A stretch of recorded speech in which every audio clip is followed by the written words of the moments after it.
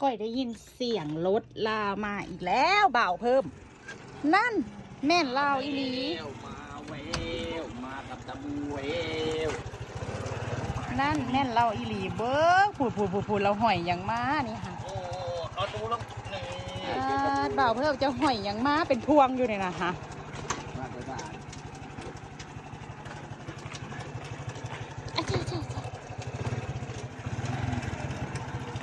จอดถอนใครก็ได้เอาความหมานออกจากโต๊ะข่อยนี่พวกลึกละหมานเนี่ย นี่ ใส่ถุงบ่ได้เลยได้หอยมา แห้งเว้าเราผัดแห้งขี่คุยได้บัดนี้ค่ะ ของเท่ได้คู่มือป๋าฮะนี่เด็ไผว่าน้องเพชรกินปลาโบกินว่าหากินย่างฮะมาโลด พี่เอามาไฟค่ะ พี่2 โลกว่ากับ3 โลพอดีปนี้มาตรฐานไปกับสบู่หมานอยู่แล้วสบู่สายหมานพี่ประเบศกับพี่